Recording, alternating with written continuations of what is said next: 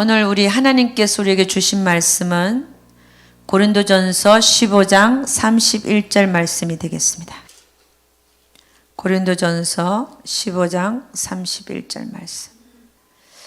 형제들아, 내가 그리스도 예수 우리 주 안에서 가진 바 너희에 대한 나의 자랑을 두고 단언하노라. 나는 날마다 죽노라. 아멘. 기도합시다.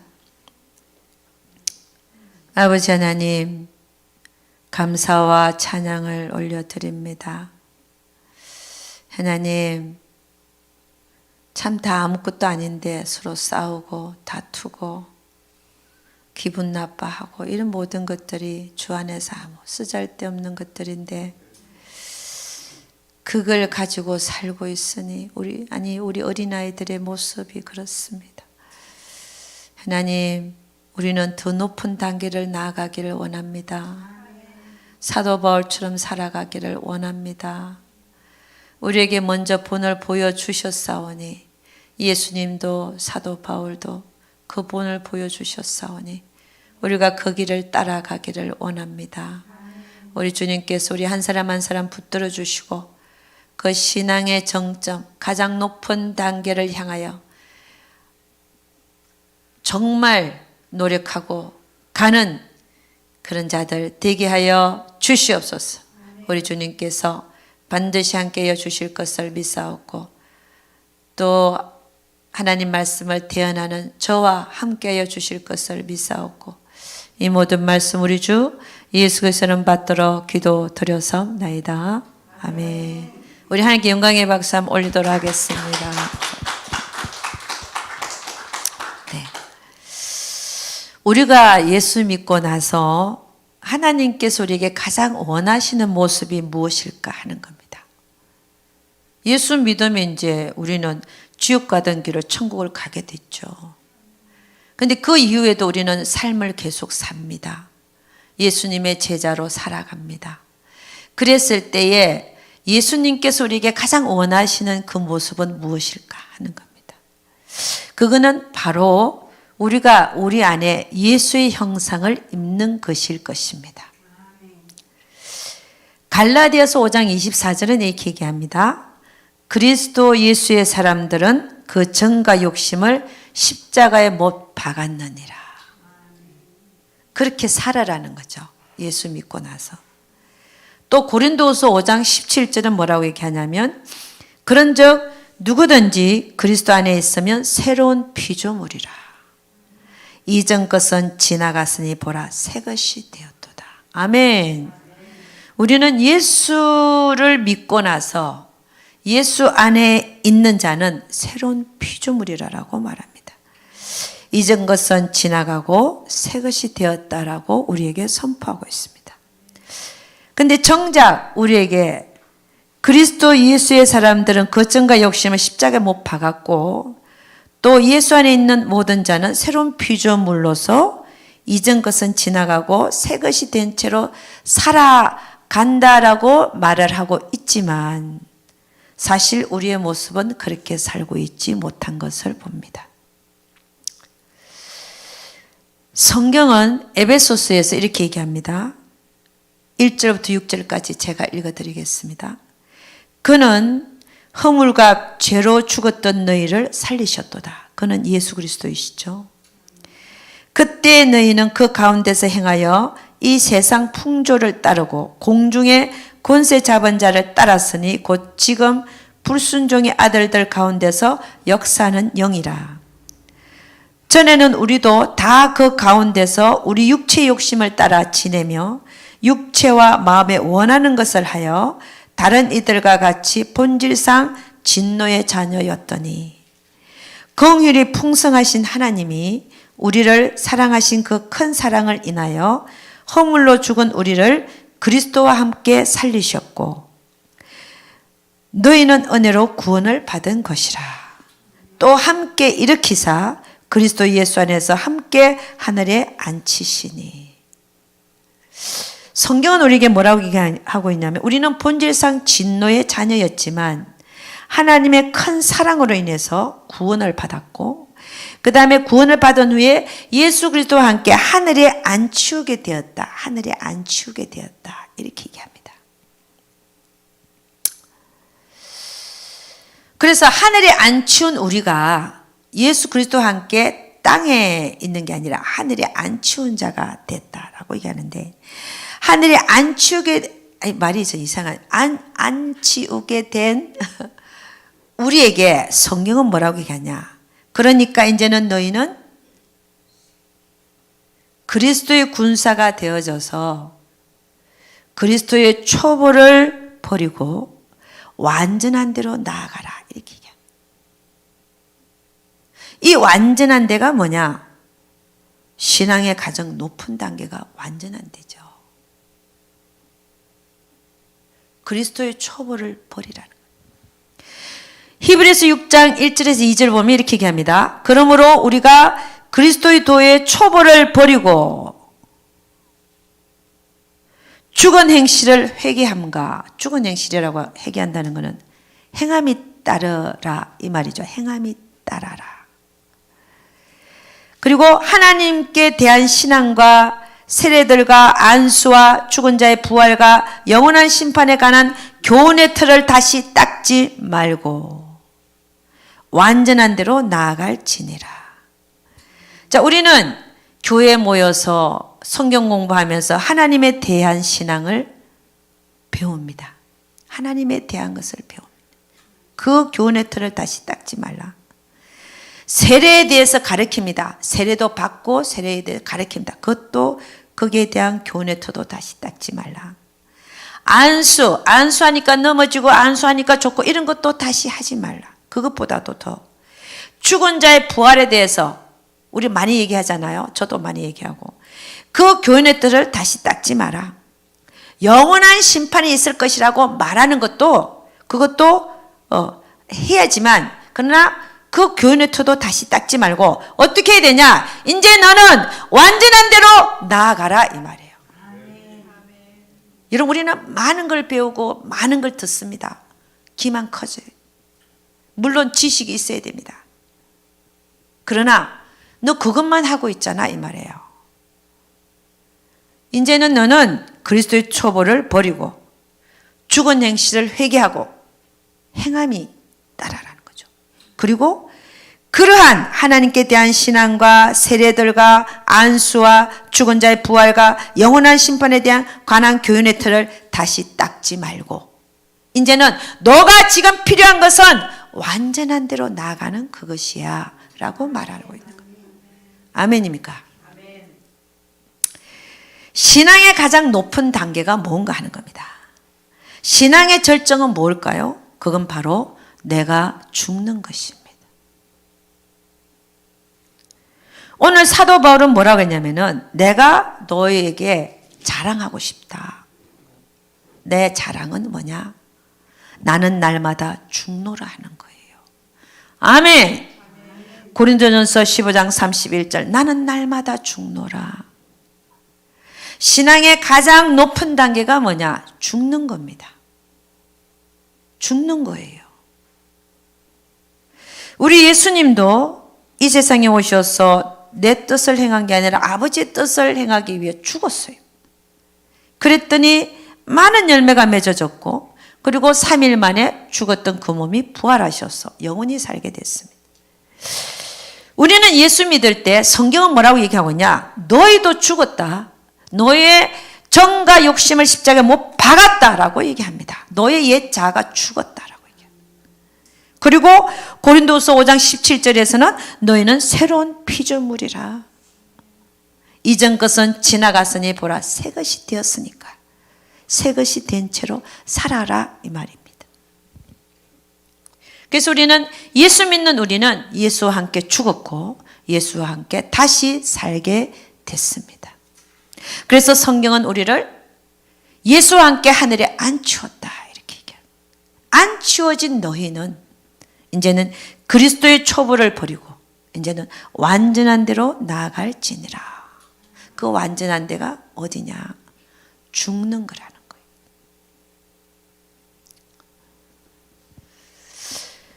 그래서 이 신앙의 절정은 뭐냐? 내가 날마다 죽는 겁니다. 사도 바울이 그렇게 살았어요. 나는 너에게 자랑하고 싶은데, 내가 자랑하고 싶은 이건 뭐냐면 내가 날마다 죽는 것을 자랑하고 싶다, 이 말이에요.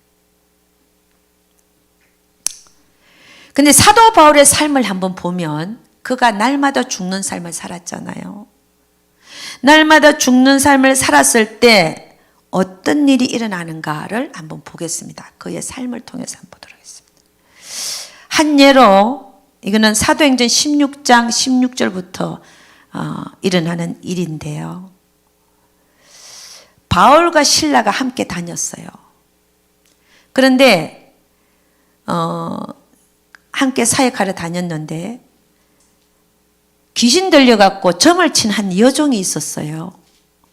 그 여종 때문에 주인들이 돈을 버는 거예요. 근데 이 귀신 들린 이 여종이 바울과 실라가 가는 곳마다 따라다니면서 저들은 하나님의 종들이다 라고 얘기하는 거예요, 귀신이. 그러니까 바울이 그 귀신의 소리를 들으니까 너무 괴로워갖고 예수 이름으로 귀신을 쫓아버린 거예요. 즉시 나가버렸어요. 그랬더니 여종이 이제 귀신이 없으니까 점을 못 칩니다. 그랬더니 주인들이 화가 나가지고 바울과 실라를 잡았어요. 잡아갖고 관리한테 끌고 가서 뭐라고 그러냐면은, 이 사람들은 유대인인데 우리의 성을 심히 요란케 한다. 그러면서 하는 얘기가, 우리가 받지도 못하고 행하지도 못할 풍속을 전한다. 이게 예수의 도를 전한다는 거죠. 그랬더니 거기 있는 모든 무리가 일제히 다 일어나고 같이 고발을 해버린 거예요. 이 사람들과 더불어 가지고. 그랬더니 그 상관들이 그 바울과 실라 옷을 찢고 그 다음 매로 치라 이래갖고 많이 친 후에 얼마나 상처가 났겠습니까? 피멍이 들고. 그러고 옥에 가뒀어요. 옥에 가둬서 간수한테 명하여 든든히 지키라 그래 놓고 옥에 가두고 발을 차코에다가 든든히 채웠대요. 발을 못 가게 채운 거죠. 발 채우는 거 있잖아요. 채웠는데 한밤중에 바울과 실라가 그렇게 아팠음에도 불구하고 하나님을 찬양하고 기도한 거예요. 그랬더니 근처에 있는 제수들이 다 들었다, 이렇게 기록이 되어 있고, 근데 갑자기 어떤 일이 일어나냐? 큰 지진이 일어난 거예요. 응? 그랬더니 옥문이 그냥 절로 열리고 발에 차고 있던 메인게 풀려져 버린 거예요. 그래갖고 보니까 간수들이 보니까 문이 열려 있거든. 아, 제수들이 든든히 지키라 그랬는데 제수들이 도망갔구나. 그래서 자기가 차고 있던 칼을 가지고 자기 죽을 거 뻔하니까 남한테 죽기보다는 자기가 그냥 내가 죽겠다 그러고 자기를 하려고 칼을 들었어요. 그래서 딱 찌르기 직전에 사도 바울이 뭐라 하냐면은, 그것도 크게 소리 질러갖고 네 몸을 상하게 하지 말라, 우리가 다 여기 있노라, 이렇게 얘기해요. 여러분, 우리 같으면, 예를 들어서 우리 같으면 문이 열렸다, 할렐루야, 하나님께서 열어주셨구나, 빨리 도망가자, 그러고 갔을지도 모르는데, 이 사도 바울은 간수가 자결 하려는 걸 보고 우리가 여기 있으니까 도로 집어넣어라, 이 얘기입니다. 우리를 다시 집어넣어라, 괜찮아, 우리가 다시 감옥에 들어갈게, 이 말이거든요. 여러분, 날마다 죽는 자의 모습을 한번 보자는 거죠. 날마다 죽는 자의 모습 보니까 셀피시하지 않다, 자기 유익을 구치 않는다, 정말 진심을 다하여 희생한다. 자기들이 다시 감옥에 갇히는 한이 있더라도 이 자결하려고 하는 이 간수를 살린 거예요. 여러분, 날마다 죽는 자의 모습, 죽지 않는 자의 모습은 그러마 나 살려라 하고 도망갔을 텐데 하나님께서 열어주셨다 그러고, 참 이런 모습 속에서 과연 나도 이럴 수 있을까? 아니, 나도 그렇게 되고 싶어. 나도 사도 바울처럼 살고 싶어. 그런 마음이 생기시죠. 그랬더니 간수가 뛰어 들어와 가지고 보고서는 무서워 떨면서 엎드려서 하는 얘기가 뭐라고 했냐면, 선생들이여, 내가 어떻게 하여야 구원을 받으리까? 그 간수 입에서. 이야, 기적이 일어난 겁니다. 내가 어떻게 해야 구원을 받으리까? 어떻게 알았을까, 이 간수가? 이 사람들은 구원시킨 자들인 거예요. 구원하게끔 하는데 그 일을 하는 자들인 거 어떻게 알았을까요? 선생님들이여, 내가 어떻게 해야 구원을 얻으리까? 그랬더니 사도 바울이 뭐라고 하냐면 정말 유명한 말을 하죠. 주 예수를 믿으라. 그리하면 너와 내 집이 구원을 받으리라. 아멘. 주 예수를 믿으라. 그리하면 너와 내 집이 구원을 받으리라. 그래서 이 간수가 바울과 실라를 그 집으로 데려갑니다. 맞은 자리를 다 씻어줍니다. 씻어주고 그 가족이 다 앉아서 하나님의 말씀을 받고 세례를 받습니다. 그리고 음식을 대접하고 그 온 집안이 예수를 믿게 됐습니다. 할렐루야.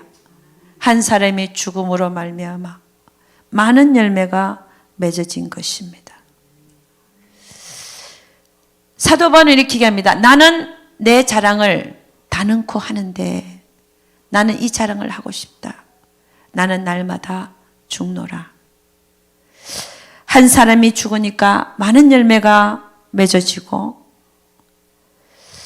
그러면 우리는 그럼 왜 우리의 삶에 열매가 없나? 안 죽기 때문입니다. 그 결론이 정확하게 나오죠. 내 삶에는 왜 열매가 없을까? 나에게는 왜 열매가 맺혀지지 않나? 죽지 않기 때문입니다. 우리는 그렇게 받아야 되고 그렇게 알아야 되고, 앞으로 나에게 내 삶에 열매가 있으려면 우리는 어떻게 하면 됩니까? 죽으면 됩니다. 한 사람이 죽으면 그 삶에 많은 열매가 맺어지는 것입니다. 그래서 우리는 사도 바울처럼 날마다 내가 죽는 삶을 살아서 나의 삶을 통하여 많은 영혼들의 열매들이 맺어질 수 있기를 주의 이름으로 축원합니다. 내가 죽어야 정말 남을 위하여 희생하는 삶을 살 수 있고, 셀피시하지 않을 수 있고, 자기 유익을 굳지 않을 수가 있는 것입니다. 내가 죽지 않는 한은 희생할 수 없고, 정말 희생이 아니고, 그리고 내가 죽지 않고서는 자기의 유익을 구하게 되어 있는 겁니다. 그래서 우리가 자기는 이 사도 바울은 나는 다능코 얘기하는데 내가 날마다 죽는다 그랬습니다. 그 죽음으로 말미암아 그의 삶에는 정말 많은 열매들이, 기적들이 일어난 줄로 믿습니다. 우리도 사도 바울처럼 날마다 죽노라한 사도 바울처럼 우리도 그렇게 살아가기를, 앞으로 그렇게 살아가기를 바라고 소원하고 행동할 수 있기를 주의 이름으로 축원합니다. 두 번째는 사도 바울은 자기가 날마다 죽는 삶을 살았을 때 어떤 삶을 살아졌는가를 봤더니요, 그는 날마다 죽는 삶을 살았기 때문에 이 모든 것이 가능했던 것입니다. 그게 뭐냐? 복음 전파를 위해서 생명을 걸더라도 복음 전파를 멈추지 않았던 것입니다. 그 이게 무슨 얘기냐? 죽기까지 사명을 감당할 수 있었다는 것입니다. 사명을 감당하기 위해서 죽음도 마다하지 않았다는 것입니다. 왜? 날마다 죽는 자는, 날마다 죽는 자의 삶을 사는 자는 사명을 감당하기 위하여 죽음도 마다하지 않는다는 것입니다. 고린도후서 11장 23절부터 보면 제가 읽어드리겠습니다. 그들이 그리스도의 일꾼이냐 정신없는 말을 하거니와 나는 더 그러하도다.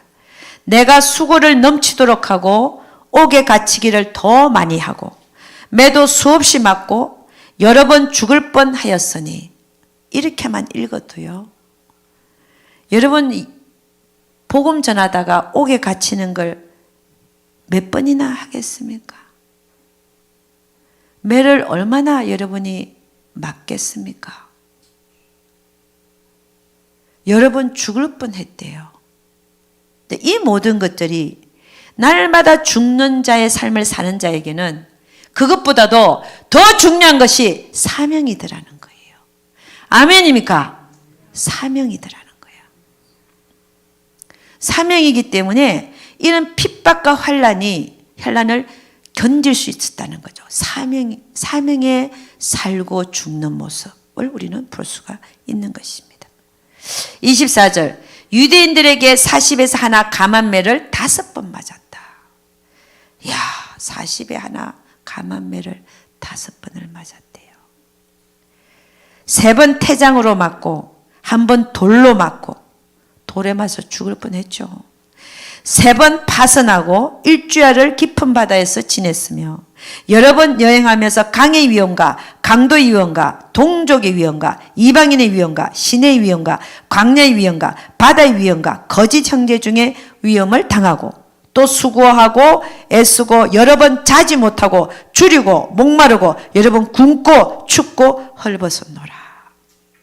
이 모든 것들이 사명을 감당하기 위해서는 이런 것들이 사도 바울에게는 큰 문제가 안 됐었다, 이 말입니다. 날마다 죽는 자의 모습입니다. 할렐루야. 날마다 죽는 자는 사명을 감당하기 위하여 어떤 핍박과 환난도 견뎌낸다. 아멘입니까? 사명을 날마다 죽는 자의 모습입니다.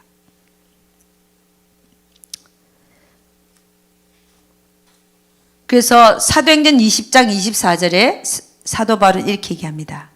나의 달려갈 길과 주 예수께 받은 사명, 곧 하나님의 은혜 복음 증가하는 일을 마치려 하면은 나의 생명을 조금도 귀한 것으로 여기지 아니하노라. 사명 감당하기 위해서는 자기 생명을 조금도 귀하게 생각 안 한대요. 할렐루야. 응?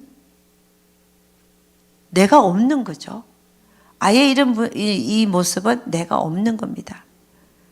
오직 사는 그 모습은 사명에 미쳐가지고, 미쳤다는 말이 좋은 의미예요. 사명에 미쳐서 사명에 살고 사명에 죽는 그런 모습을 우리는 볼 수 있습니다.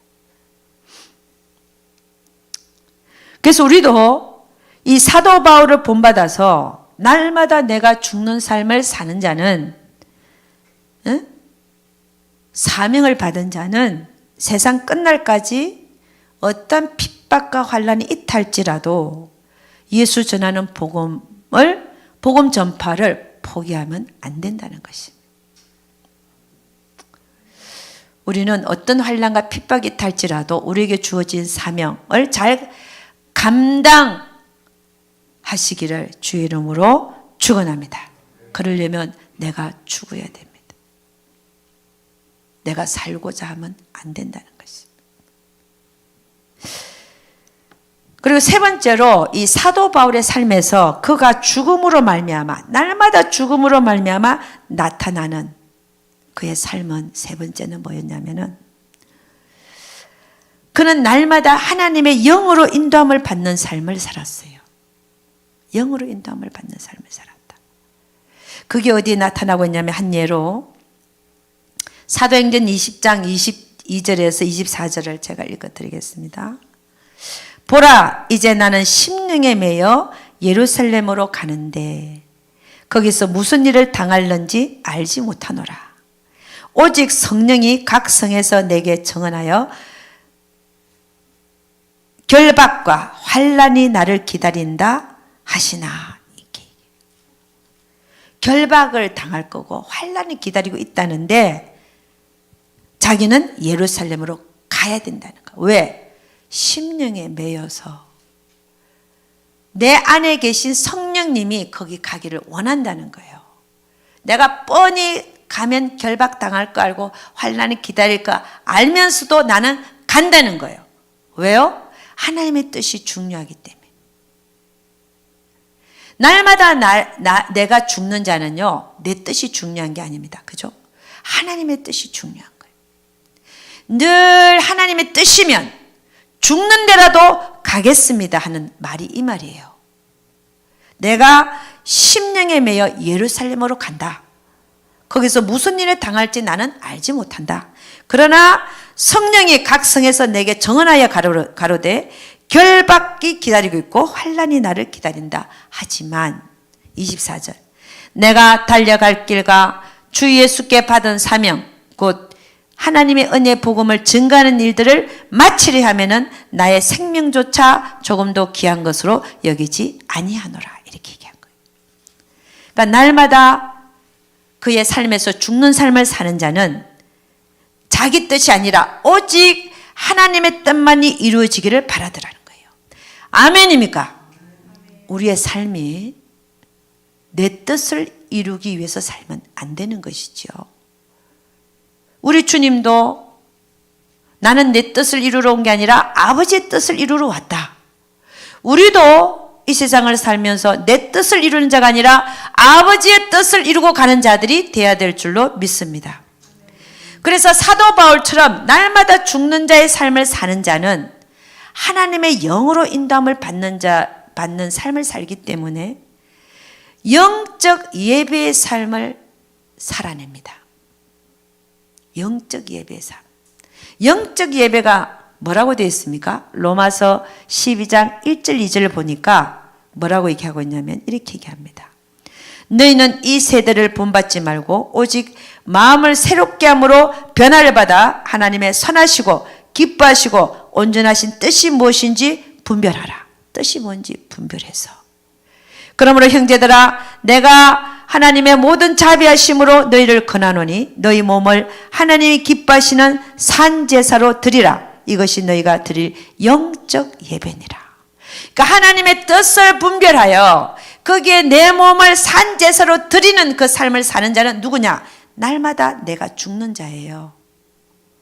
그런 자의 삶을 사는 것을 성경은 뭐라고 얘기하고 있냐? 너희가 드릴 영적 예배니라.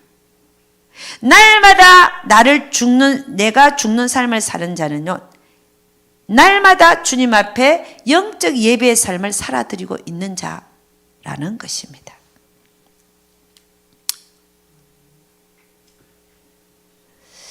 내 정과 욕심을 십자가에 못 박은 자로 살아가게 되면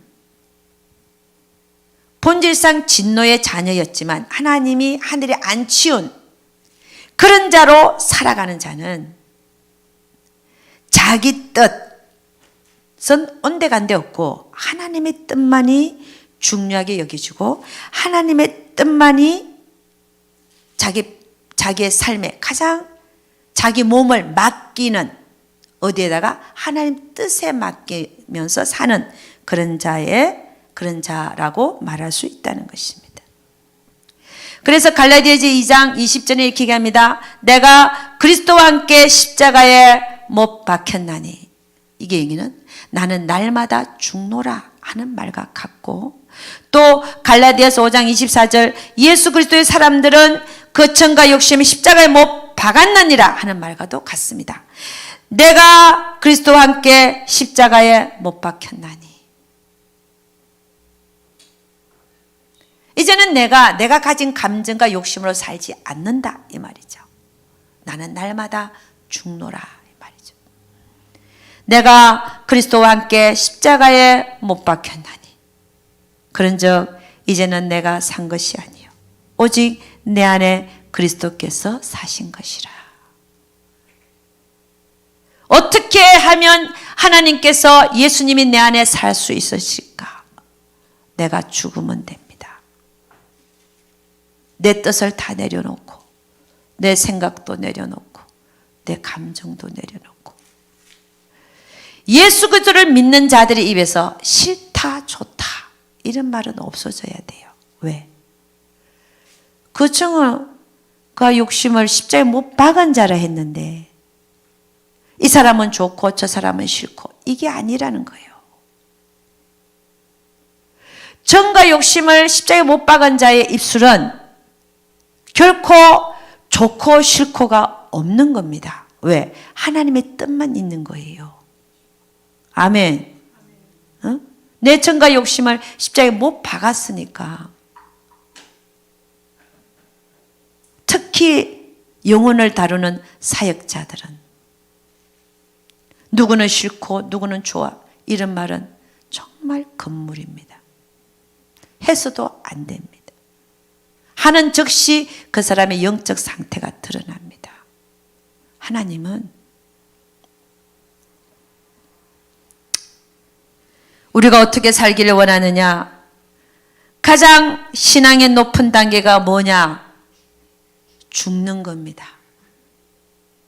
내가 그리스도와 함께 십자가에 못 박혔나니 내 뜻도 없고 내 감정도 없고 내 욕심도 없다는 거죠. 내가 죽을 때에 내 안에 누가 살게 되냐? 주님이 살게 된다는 말씀입니다. 아멘. 그래서 여러분과 제가 죽어야 내 안에 누가 산다고요? 예수 그리스도가 살게 되는 것입니다. 내가 그리스도와 함께 십자가에 못 박혔나니 그런즉 이제는 내가 산 것이 아니요 오직 내 안에 그리스도께서 사신 것이라.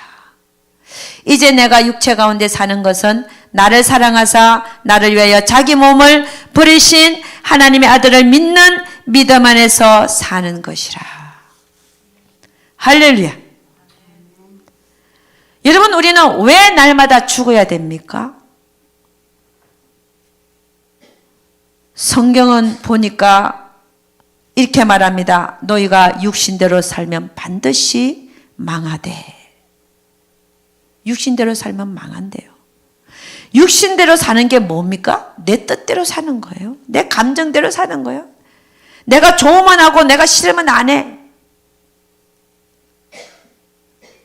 하나님의 뜻을 중시하는 자가 내가 좋으면 하고 내가 싫으면 안 한다.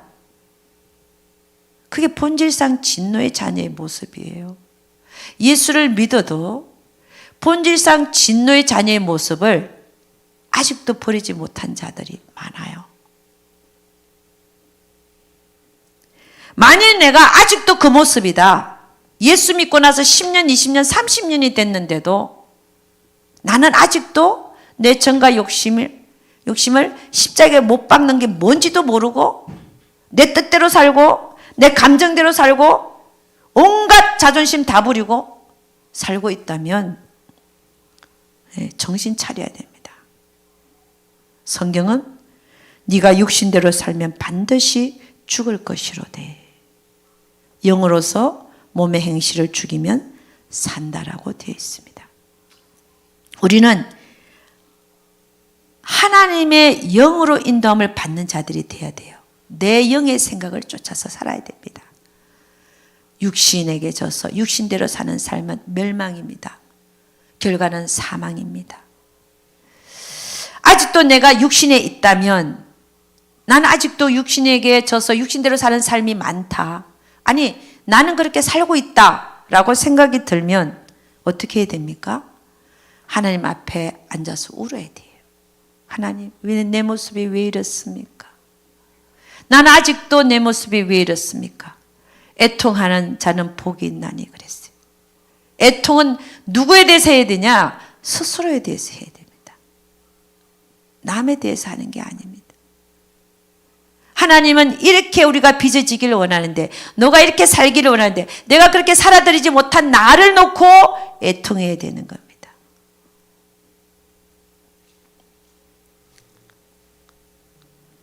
그래서 성경은 애통하는 자는 복이 있나니 저희가 하나님의 위로를 받을 것이라 그랬습니다.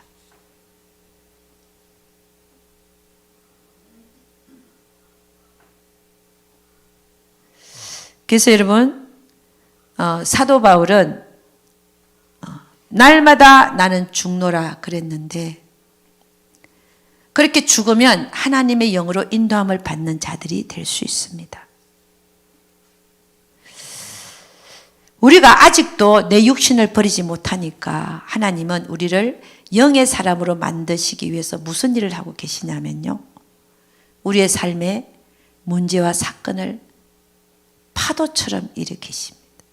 하나 지나가고 나면 또 오고, 또 하나 지나가면 또 오고, 그리고 원수를 앞에 갖다 놓습니다. 왜냐? 우리가 육신으로 살고 있는 그 모든 모습을 다 고치시기 위해서. 화내고 짜증내고 그 육신으로 사는 모습들을, 그 문제와 사건 속에서 네 모습을 보고 좀 회개하라고. 네 모습이 아직 이것밖에 안 돼. 너 안에는 이런 마음이 있어. 진리가 아니야. 넌 대접받고자 하잖아. 예수님이 대접받고자 이 세상에 왔어. 진리는 섬기는 게 진리야. 이걸 가르쳐주기 위해서. 대뜸 누가 나타나가지고 아니면 교회에서 나를 무시합니다. 무시하는 사건이 일어나게 돼요. 그러면 속에서 부글거리잖아요. 그 모습을 보라는 거예요, 하나님은. 네 모습이 아직도 이래. 문제와 사건 속에서 하나님의 의도를 빨리 알아차리고 빨리 영의 사람으로 변해야 되는데, 그러지 못하고 지 기분대로, 감정대로 들이받고 싸우고 다투고,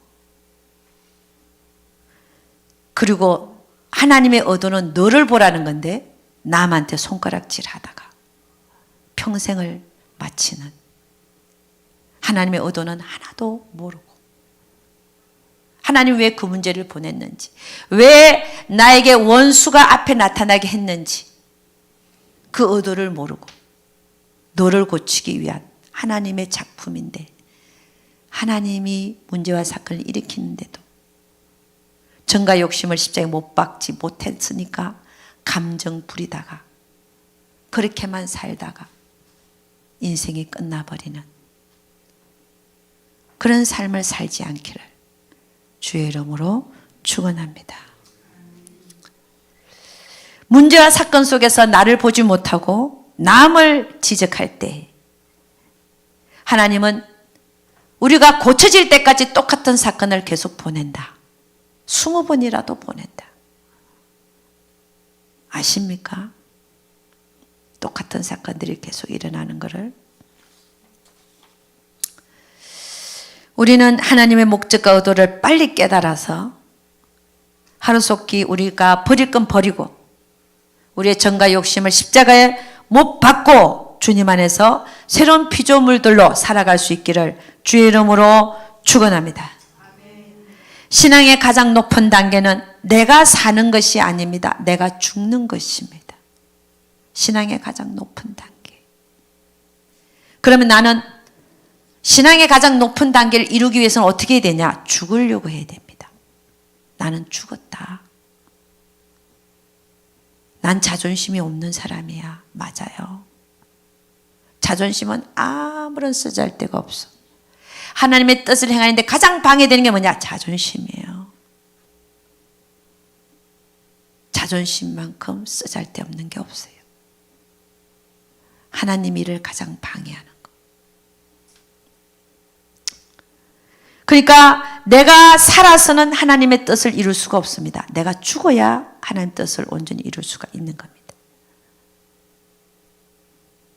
그래서 우리는 순간순간마다, 날마다 순간순간마다 나의 정과 욕심을 십자가에 못 박고 살아가는 사도 바울처럼 나는 날마다 죽노라 한 그 사도 바울처럼 우리가 살아갈 수 있게 되기를 축원합니다. 성경은 뭐라고 얘기하고 있냐면은 요한 1서에 보면 아이와 청년과 아비 이렇게 세 단계를 나누고 있습니다. 우리의 신앙 단계를 아이, 그 다음에 청년, 아비 이렇게 나눕니다. 제가 좀 읽어드리겠습니다.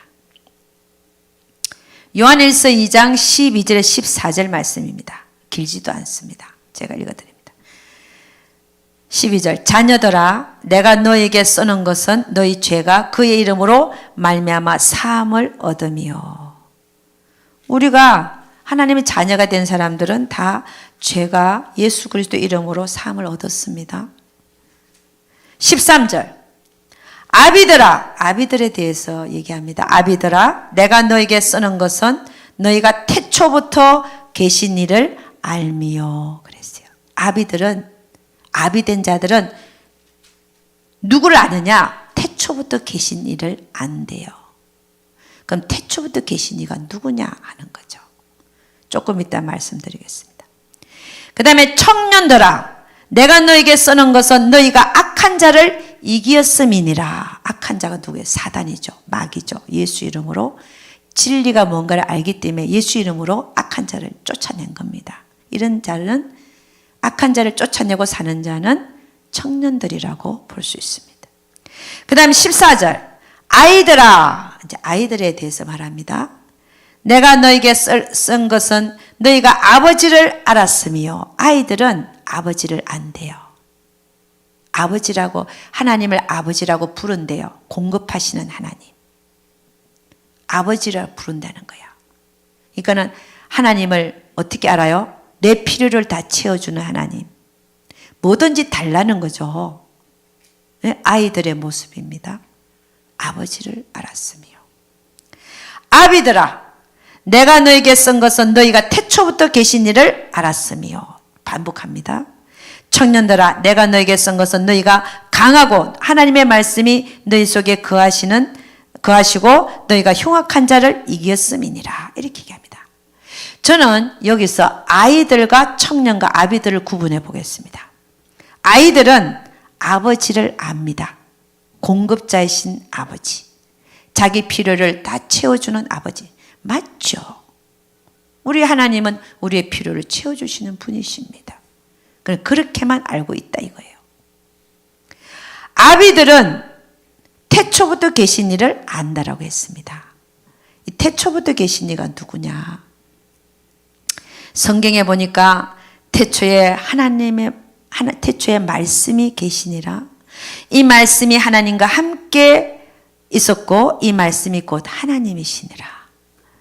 말씀이 육신이 되어 우리 가운데 거하심에 우리가 그 영광을 보니 아버지의 독생자의 영광이요 은혜와 진리가 충만하더라 그랬습니다.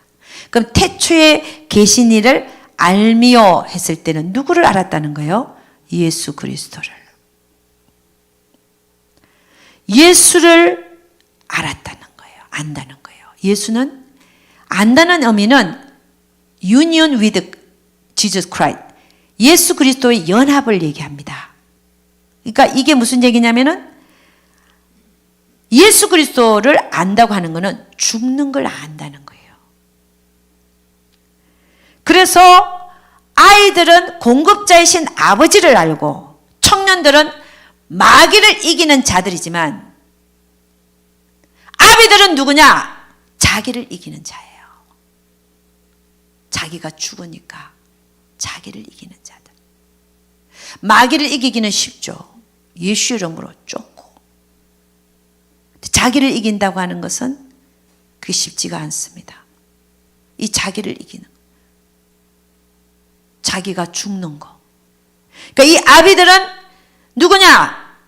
그 정과 욕심을 십자가에 못 박고 사도 바울처럼 날마다 죽는 자로 살아가는 그가 예수 안에서 아비들이라는 거예요. 아비들이더라는 거예요. 아멘입니까? 아멘. 우리의 신앙이 지금 예수 믿고 나서 10년, 20년, 30년이 됐으면 아비가 돼야죠. 이제는 우리가 아비가 되어야 될 나이입니다. 신앙의 나이가 아비가 돼야 돼요. 어린아이에 있거나 청년의 모습에만 머물면 안 된다는 것이지요. 할렐루야! 예수 안에서 아비들이 되시기를 주의 이름으로 축원합니다.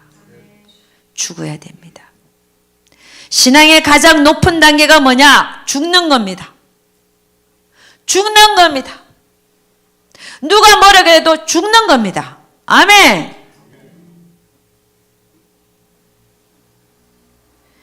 여러분, 우리가 주님 앞에서 어떻게 신부단장을 할까요?